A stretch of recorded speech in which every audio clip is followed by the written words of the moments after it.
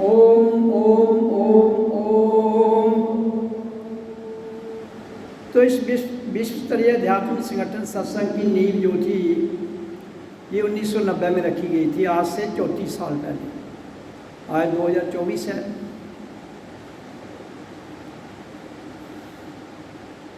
उस समय इसकी नींव इसलिए रखी गई थी कि संसार जो चल रहा है इसमें जाग कर जिया जाए तो इंसान का भला हो सकता है। मानवता का सबसे बड़ा धर्म हमारा क्या है? जात हमारी मानव है, इंसान है, और धर्म हमारा मानवता है, इंसानियत। इंसान जिंदा है और फिर वो इंसानियत की रक्षा करता है तो उसका धरती पर आने का मकसद सही है। तो उसके लिए हमें जागना पड़ेगा। जब हम बच्चे थे, अज्ञानता में थे, जागे हुए थे लेकिन अज्ञानी थे। बड़े हुए तो समाज का रंग, जहाँ की प्रथाओं का रंग, जहाँ की परंपराओं का रंग, मान्यताओं का रंग, जो सीखा गया, जो सिखाया गया, उसका रंग चढ़ता गया। तो जो असली हमारा लक्ष्य है इस धरती पर आने का, मैं कौन हूँ, उसको नहीं जान पाए। तो उसके लिए ओम का उच्चारण मैंने किया और आपने आपको जगाया। फिर मेरे अंदर से एक विचार आया कि एक ऐसी ऑर्गेनाइजेशन बनाई जाए, संस्था, संगठन, ताकि मानवता को जगाया जाए। तो उसमें हमारा मूल मंत्र था ओम का उच्चारण, आज भी वही है। और उस मूल मंत्र के आधार पर ओम का उच्चारण करवाया जाता है। उच्चारण के बाद ध्यान लगाया जाता है। तो ये मेन जो हमारा मकसद है वो वही है। और उन रूढ़िवादी शक्तियों से जो हमें कभी धर्म के नाम पर, कभी जात के नाम पर, कभी कौम के नाम पर भ्रमित करती हैं, उससे इंसान निकल पाए। तभी तो वो समझ पाएगा कि मानव और मानवता है क्या। ऐसे तो जो हमें नकल में मिला है वो तो ठीक है। नकल में हमें मिला क्या है? दृश्य और दृष्टि, ये दो चीज़ें मिली हैं ना हमें। तीसरी भी मिली है, दृष्टा। लेकिन जो दो दिख रही हैं, नज़ारा, नज़र और साक्षी। नज़ारा कौन देखते हैं? नज़र आँखें। दृश्य कौन देखती है? दृष्टि आँखें। ये तो सबके पास है। दृश्य भी बाहर है, दृष्टि भी बाहर है। दो आंखें बाहर की चीज़ें देखती हैं, दृश्य बाहर है। और जो दृष्टा है, जो देखने और सुनने से परे है, वो संसार से भी परे है, रहता संसार में है, लेकिन दृष्टा भाव में, साक्षी भाव में। हमने उस साक्षी भाव को, उस दृष्टा भाव को जानने के लिए ही इस धरती पर आए हैं। तो जो जहाँ दो हैं वो संसार है, जहाँ एक है वो इंसान है, मानवता है। तो 34 साल में कितने लोग जागे? ये तो जो सत्संग में आते हैं उनको पता है। और कार्य ये थोड़ा सा सरल है और कठिन है। लगता सरल है लेकिन सरल में जाना कठिन है। सरल को कहना और सरल में रहना दो बातें हैं। तो इसलिए ये जो सारी व्यवस्था है उसको चलाने के लिए कोई भी ऑर्गेनाइजेशन चलानी हो उसका एक हेड होता है, फिर उसके आगे वो अपनी कमेटी या जो भी बनाता है वो बनाई जाती है। तो उस समय जो हमने 1990 में बनाई थी, तो आज 2024 है, 34 साल है, बदलाव आते रहे, बीच में कुछ भी था। तो उसका इस वक्त जो स्पिरिचुअल हेड है, आध्यात्मिक संस्थापक, फाउंडर, तो वो मैंने ही उसका शुरुआत की थी, आज तक मैं ही हूँ। तो उस कार्यक्रम को आगे चलाने के लिए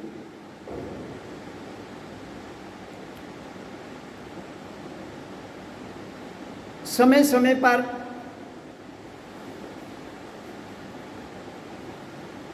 हर इंसान को एक आवश्यकता रहती है कि उस संस्था को आगे ले जाने के लिए उसके बाद कौन उसको चलाएगा,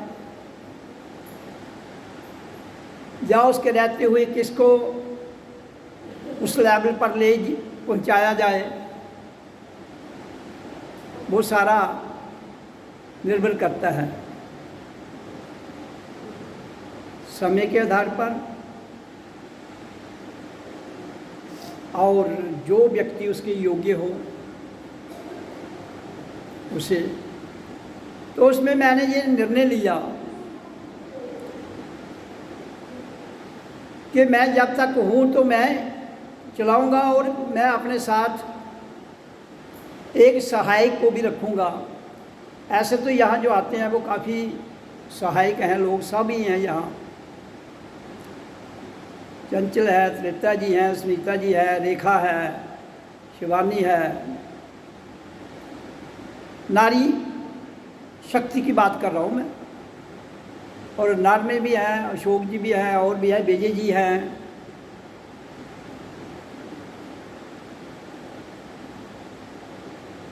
और जोगिंद्र है, नया नया आदमी आया, फौजी है, इसके अंदर भी थोड़ी तड़प है, और दीवान सिंह है।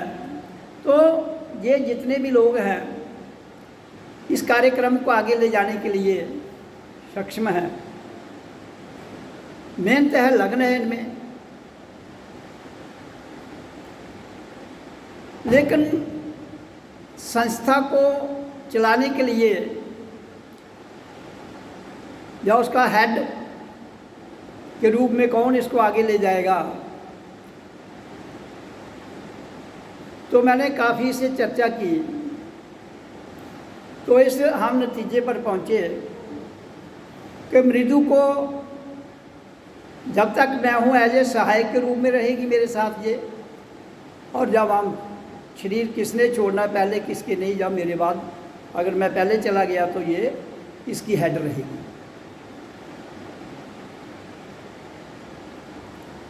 क्योंकि मैंने अपने जीवन में ये सोचा है कि नारी शक्ति ही इस संस्था को चलाएगी। ये मेरा निर्णय है, पहले भी यही था, आज भी यही है, आगे भी यही रहेगा। तो इसलिए मैंने जो मेरे सहयोगी हैं, सत्संगी, मैंने काफ़ियों से चर्चा की। उन्होंने कहा ठीक है गुरुजी, मृदु के अंदर वो क्षमता है, ये चला सकती है। तो इसलिए मेरे होते हुए, और अगर मैं शरीर छोड़ दिया मैंने, तो उसके बाद इस संस्था को आगे lead as a spiritual head यही लीड करेगी। तो मैं आप सत्संगियों के बीच में ये आज बता रहा हूँ। तो इसलिए जीवन चलता है, चलता रहता है, इंसान आता है, अपना कार्यक्रम करके चला जाता है। इसलिए मैंने इसको कहा था कि इस संडे को आया करो। कभी ज़्यादा व्यस्त हो तो अलग बात है, क्योंकि जिस कार्य में हमने चलना है उस कार्य में आने से ही पता लगता है। और आगे चाहे हमारे पास जीवन का कितना भी तजर्बा हो, क्योंकि ये एक आध्यात्मिक लाइन है, ये संसार से हटकर है। जब तक इसमें हम स्वयं में जाना है, हमने स्वयं में डूबना है, स्वयं से बात करनी है, लोगों से बात नहीं करनी है, इसमें खुद खुद से बात करनी है, खुद की सुननी है, खुद को सुनाना है, फिर जाकर साक्षी भाव में आदमी उसकी अनुभूति कर सकता है। तो इसलिए ये जितना भी मामला है ये खुद का है। तो इसलिए कोई किसी को नहीं बदल सकता है, प्रेरणा जरूर दे सकता है। बदलना हम सब ने इंडिविजुअली है। अगर हमारे अंदर वो ताकत तो सबके अंदर है, परमात्मा सबके अंदर भीतर बैठा हुआ है, कोई ऐसा इंसान नहीं है। लेकिन फिर भी आप लाश काफ़ी लोगों ने किया होता है, और वकील होते हैं, जज सब नहीं होते हैं, वो कुछ ही होते हैं। तो इसलिए जनता तो सारी परमात्मा की शक्ति है, तो हम जिंदा हैं। अगर वो ना हो तो कोई भी जिंदा नहीं रह सकता है। चोर, डाकू, लुटेरा, महात्मा, संत, फकीर, कोई भी, भगवान, शैतान, सब के अंदर एक ही ताकत है। और जिस तरह हम समझ में रियलाइज कर लेते हैं किसको, कि हमारे अंदर शैतान भी है, भगवान भी है, संत भी है, गुरु भी है, भगवान भी है, और उनके स्वरूप को कहाँ कैसे प्रोजेक्ट करना है ये हम पर निर्भर करता है। जिन लोगों का ये वहम है कि भगवान कर रहा है, ऐसा भगवान कहाँ है, कहाँ हमारे भीतर। तो जो चीज़ हमारे भीतर है हमने उसे काम लेना है। हाँ, हमारी प्रोजेक्शन उसकी किस भाव में है, हम उसको किस भाव में ले जाते हैं। क्या हम सेल्फ में है, सेल्फलेस है, या सेल्फ और सेल्फलेस से भी परे एक ताकत है। सेल्फ और सेल्फलेस दो बातें हैं, स्वार्थ और स्वार्थ रहित। आप सोचोगे स्वार्थ रहित के आगे तो कुछ नहीं है, नहीं, एक बहुत बड़ी ताकत है। एक ऐसी एनर्जी जो ना स्वार्थ में रहती है ना स्वार्थ रहित है, वो हर एक में है और उनसे परे भी है। उसको जानने की जरूरत है। वो कौन है? वो स्वयं हम हैं, हमारे बिना और कोई नहीं। लेकिन स्वयं को जानने के लिए बहुत मेहनत की जरूरत है। पहले तो सेल्फ को जानना है, फिर सेल्फलेस होकर जानना है, फिर सेल्फ और सेल्फलेस से परे, जिसको कहते हैं आध्यात्मिक डॉक्टर।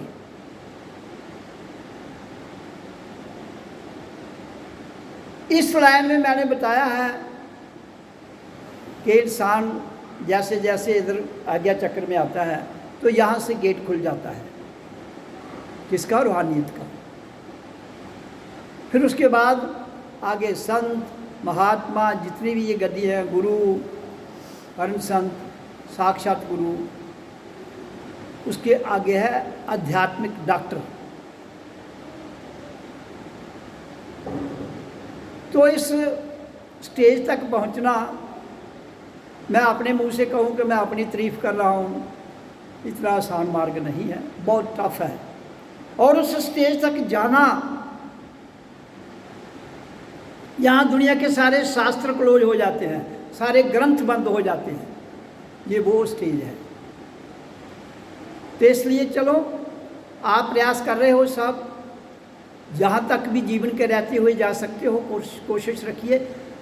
उच्चारण और मैंने तरीके जो आपको बताया हैं, मेन है उच्चारण। उसके बाद धीरे धीरे यही उच्चारण जो है वो अनहद में यहाँ से सुनाई देता है। जो खुद की साउंड है वो फाइनल नहीं है, लेकिन जो स्वयं शब्द को सुनना है वो यहाँ से आता है, चल रहा है, उसको सुनना है। फिर वो भी खत्म हो जाएगा एक स्टेज में, तो आपको आगे की यात्रा शुरू हो जाएगी। क्योंकि इनफाइनाइट यात्रा है ये, तो इनफाइनाइट में तो कुछ रहता ही नहीं है, ना सच, ना झूठ, ना स्वार्थ, ना स्वार्थ, ना उपकार, ना परोपकार। ये एक स्टेजेज है इंसान के मानवता को बचाने के लिए। तो इन सबसे परे हमें जाने की ज़रूरत है। तो मैं अब मृदु को कहूँगा कि ये बोलती है।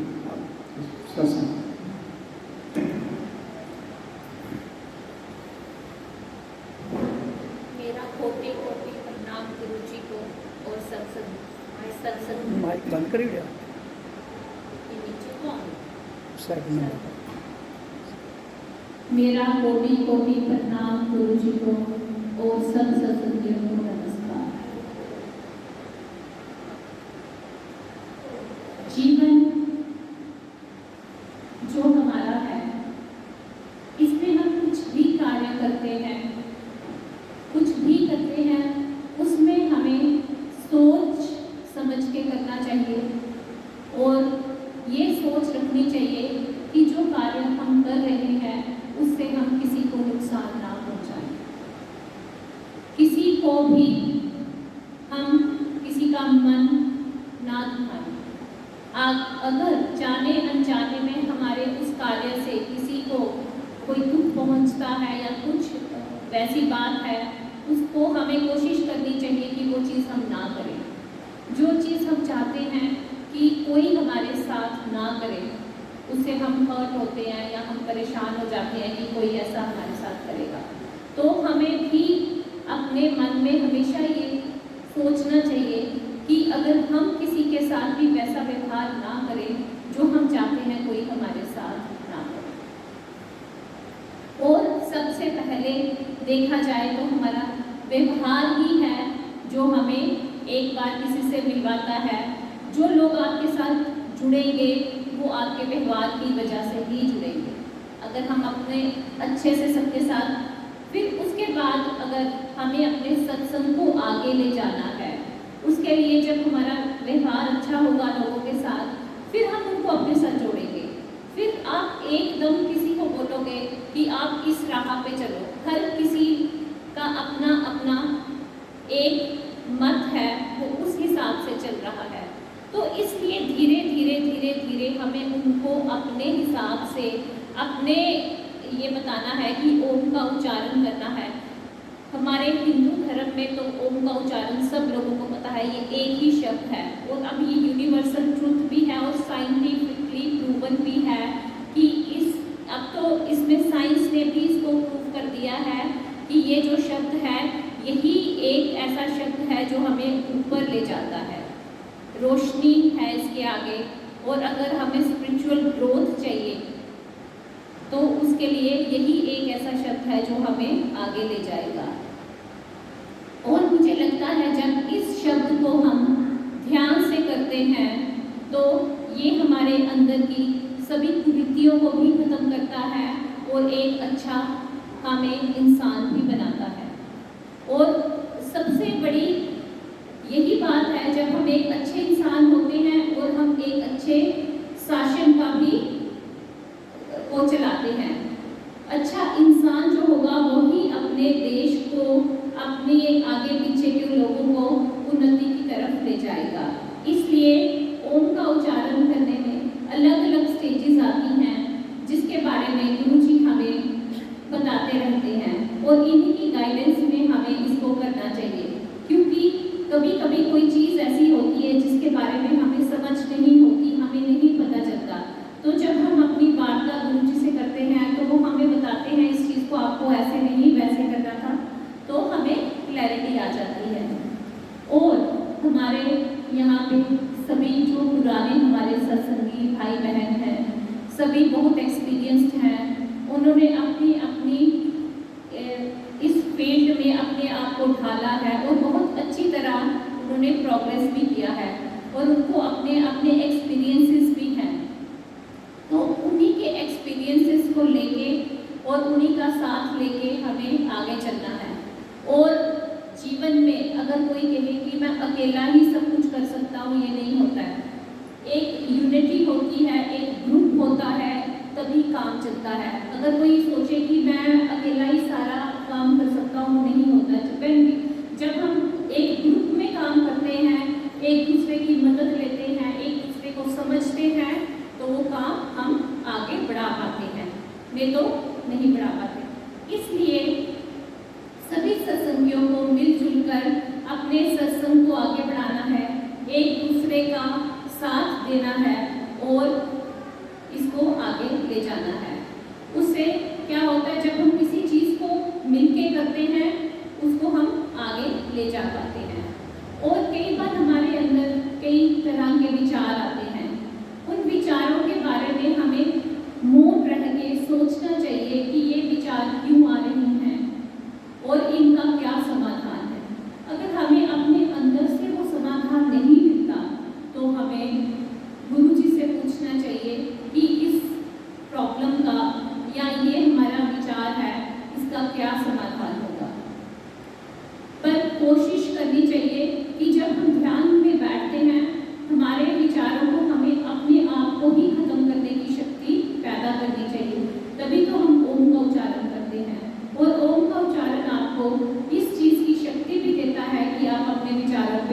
कंट्रोल कर सको, अपने विचारों को, जो आपके सही विचार हैं उनको आगे लेकर आप इस अपने सत्संग को आगे ले जा सकते हैं।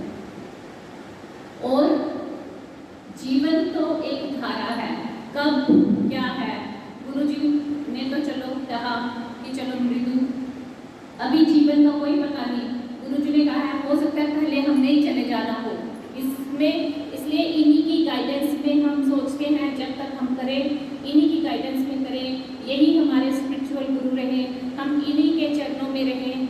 और ये कोई नहीं है कि लिख के लाए हैं हम, कोई पता नहीं किसका कब वो हो जाना है, इसलिए इस चीज़ को चलो इन्होंने इतनी बड़ी बात कह दी, ठीक है वो वक्त के साथ देखेंगे, पर हम यही चाहते हैं कि हमारे गुरु जी हमेशा सही सलामत रहें और हम इनकी चरणों में ही अपने कार्य को आगे बढ़ाएं। ओम सतगुरु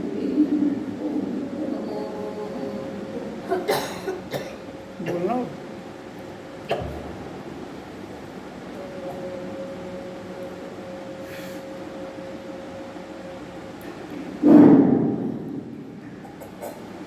तो अभी 20 मिनट हैं आज के कार्यक्रम में, तो मैं 20 मिनट के लिए रेखा को कहूँगा ये बोलती है।